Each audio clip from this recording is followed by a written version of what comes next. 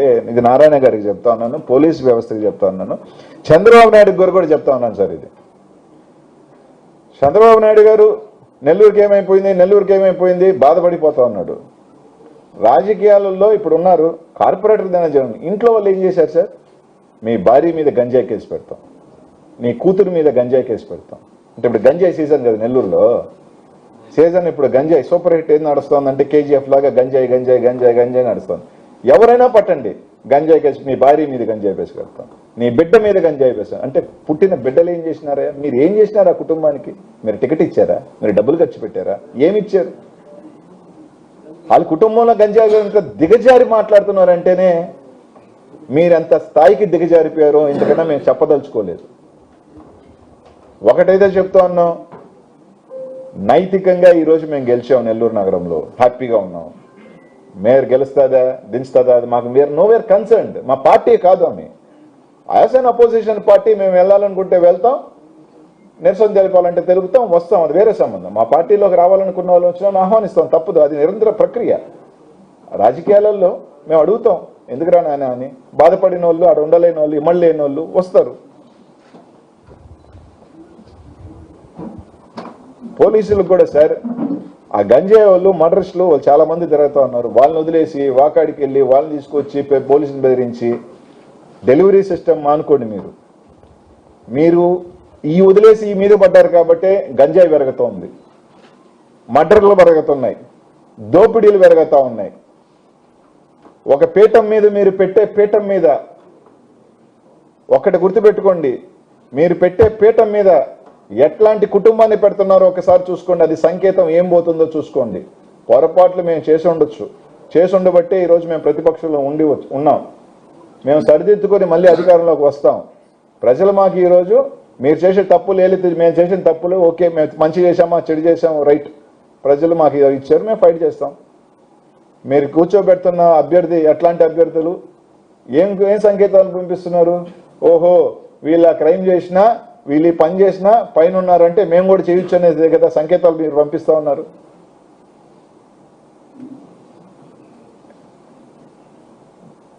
మా నాయకత్వం జగన్మోహన్ రెడ్డి గారి దగ్గర నుంచి, జిల్లా అధ్యక్షుల వారి దగ్గర నుంచి, మా ఇన్ఛార్జీల దగ్గర నుంచి, మా కార్పొరేటర్లు అందరూ వాళ్ళకి నిజంగా చెప్తా ఉన్నాము, ఎన్ని పెట్టినా ఎన్ని చేసినా ఎన్ని ప్రలోభాలు పెట్టినా ఈరోజు ఉన్నారు. మా కార్యకర్తల నాయకులు భయపడేది లేదు. నైతికంగా జ్వరం పెట్టించామా లేదా అని నెల్లూరు నగర ప్రజలందరికీ తెలుసు. మాకేం ఇబ్బంది లేదని చెప్పి తెలియజేసుకుంటూ, నిన్న చేసిన చర్య నీచమైన చర్య స్పష్టంగా కనిపిస్తుంది. మీరు ఏ రకంగా జగన్మోహన్ రెడ్డి గారి ఇంటి 100 మీటర్ల దూరంలో ఉండి కాపు కాసి దొంగ కేసులు అని చెప్పి ఏ విధంగా ఎత్తుకొచ్చారో, పోలీస్ స్టేషన్లో సరెండర్ చేయకుండా ఎఫ్ఐఆర్ సాక్షాత్ ఒక డిఎస్పీ వచ్చి సిఏలు వచ్చి కేసు కట్టున్నాం 24 అవర్స్లో పెడతామని చెప్పి పెట్టకుండా ఎత్తుకెళ్ళి వాళ్ళకి హ్యాండ్ ఓవర్ చేయడం జరిగింది. నిన్న ఒక కేసు పెట్టారు, ఒక ఆయన పోయి ఏమని పెట్టారు, మాకంటా ఫోన్ చేసి బెదిరిస్తున్నాం, ఫోన్ లిస్ట్ ఇప్పుడు మేము దీపిమంటారా మా ఫోన్లలో ఎవరెవరు ఏం ఫోన్లు చేస్తున్నారో వాళ్ళని అనామకులు, కార్పొరేటర్ అనామకులు ఫోన్ చేసినారు. కొందరు హోదాలో ఉన్న వాళ్ళు ఫోన్ చేసి మాట్లాడిని నేను కూడా స్క్రీన్ షాట్లు తీసి చూపిమంటారా? ఏమేం భాష అంత ఆడ మనిషి అని చూడకుండా నీచమైన భాష మాట్లాడిన నికృష్టప యదవులు పక్కన పెట్టుకొని తిరుగుతున్నారు. ఒక క్యారెక్టర్ లేని, సంస్కారం లేని, మహిళలను చూడకుండా ఫోన్ చేసి మాట్లాడే, ఒక ఏ స్థాయికి ఉన్న ఫోన్ ఎత్తాలంటేనే వాళ్ళు ఇట్లాంటి వాడా అని పరిస్థితికి మాట్లాడుతున్న దిగజారిన, సంస్కారం లేని ఒక యదవులు ఫోన్ చేసి మాట్లాడుతూ ఉన్నారు. ఇంకా నేను చెప్పకూడదు. ఇదే గెలిచి ఏం ఆనందం, సునకానందం. మాకేమైనా పోయిందుందే? మాకేమీ పోలే. మా 11 మంది మాతో అలాగే ఉన్నారు. ఇంకా ఉంటే ఒకరో ఇద్దరు మా పార్టీలో నచ్చి ఇంకా వస్తారు. మేమేం పోలే, మాకు నష్టం. పోయిందల్లా మీ ప్రజలకి మేము తెలియజేయాలనుకున్న మీ దుర్బుద్ధి, మీ క్యారెక్టర్, మీ చీప్ క్యారెక్టర్, మీ ధైర్య సాహసాలు, మీ వీరత్వం, మీ నాయకులు, మీ కార్పొరేటర్లకి మీ మీద నా నమ్మకం ప్రజలు చూస్తున్నారు. ప్రజలకు తెలియజేస్తాం. అలాగే ఈరోజు నిన్న రామకృష్ణారెడ్డి అన్న నెల్లూరు ఈ రాష్ట్రంలో ఏం జరుగుతుందండి? ఓ 4 నెలల క్రితం ఒక మర్డర్ జరిగింది మాచర్ల నియోజకవర్గంలో వెడుదుతి మండలంలో గుండ్లపాడుకు సంబంధించి. వాళ్ళు 40 సంవత్సరాలుగా తెలుగుదేశం పార్టీ ఇరు వర్గాలు, 40 years నుంచి తెలుగుదేశం పార్టీలో ఉన్న ఇరు వర్గాలు, ఆ ఇరు వర్గాలు కూడా సర్పంచ్ పదవి కోసం కొట్లాడుకోవటం, ఎమ్మెల్యే గారి దగ్గరికి వెళ్ళటం, ఎమ్మెల్యే గారు మధ్యస్థం చేయాలని ఆలోచన చేయటం, ఆ మధ్యస్థం వికటించడం, తర్వాత మర్డర్ చేయటం. వెంటనే ఆ రోజు ఎస్పీ గారు కూడా ఇది వాళ్ళ వర్గ పోరు కక్షల వల్ల జరిగింది తప్ప ఎవరికి సంబంధం స్టేట్మెంట్ కూడా ఇచ్చడం జరిగింది. కానీ వెంటనే తీసుకొచ్చి మాజీ ఎమ్మెల్యే పెద్దల రామకృష్ణారెడ్డి గారి మీద వాళ్ళ తమ్ముడిని తీసుకొచ్చి ముద్దాయిగా చేర్చడం. చంపినోళ్ళు ఎవరైతే ఉన్నారో వెంకటేశ్వర్లు కానీ, చచ్చిపోయిన వాళ్ళు కోటేశ్వరరావు వాళ్ళు, చంపిన వాళ్ళు వెంకటరామయ్య కానీ, జమ్మిశెట్టి సీని కానీ, వీళ్ళందరూ తెలుగుదేశం పార్టీ అనాదిగా 40 సంవత్సరాల నుంచి, ఏదో 5 సంవత్సరాలు షిఫ్టుల్లా కాదు, 40 yearsగా. చంపిన వాళ్ళు కారు వెనకాల ఎవరు స్టిక్కర్ ఉందిరా అంటే ఆ కారు ఎవరో పనిచేశారంటే స్థానిక ఎమ్మెల్యే జేబీఆర్ అని సింగల్ వేసుకున్న ఆ కారు. అన్నీ ఉన్నాయి స్పష్టంగా. తీసుకొచ్చి కేసు వచ్చి అన్నాతమ్ముల మీద వాళ్ళ మీద కేసు పెట్టడం 4 నెలలుగా. దానికి ఎవరు వస్తారా వాదించారంటే సిద్ధార్థ్ లూత్రా వస్తాడు సుప్రీంకోర్టులో, పెద్ద పెద్ద లాయర్లు నింపుతారు.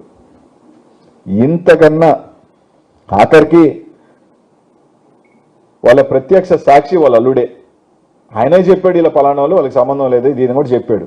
అయినా పక్కన పెట్టడం, ఈ విధంగా ఏదో ఒక రకంగా అణిచివేయాలి, ఏదో ఒక రకంగా పిన్నెల రామకృష్ణారెడ్డి వాళ్ళకి సంబంధించి జైల్లో పెట్టాలి, వాళ్ళని మాచర్లకు రానియకూడదు, ఆ ప్రాంతం అంతా అల్లకొల్లోలం చేయాలి, వాళ్ళని ఇబ్బందులు కూర్చేయాలి. ఇదే ఒక ఆలోచన తప్ప ఏదో రకంగా అక్కడ వైఎస్ఆర్ కాంగ్రెస్ పార్టీని కార్యకర్తల్ని ఇబ్బంది పెట్టాలి. ఎన్ని రకాలుగా అక్కడ ఉన్న నాయకుల్ని కార్యకర్తల్ని ఇబ్బంది పడుతున్నారో ఆ ప్రాంతానికి వెళ్తే తెలుస్తూ ఉంది. ఈరోజు నిన్న తీసుకువచ్చి అరెస్ట్ చేయడం జరుగుతూ ఉంది. తప్పకుండా ఇక్కడ గుర్తుపెట్టుకోవాల్సిందల్లా ఒకటే, ఈరోజు మీరు ఒకటి ఇచ్చారు, భగవంతుడు రేపు మీకు 2 వస్తాయి. మా కార్యకర్తలు రుణమో తీర్చుకుంటాం, మా కార్యకర్తలకు ఇచ్చింది కూడా వాళ్ళ రుణం కూడా తీర్చుకుంటాం, ఏ ఇబ్బంది పడలేదు. మాకేదైతే ఇస్తున్నారో అది కూడా మీకు 2 రుణంగానే మీకు వెనకొస్తుంది.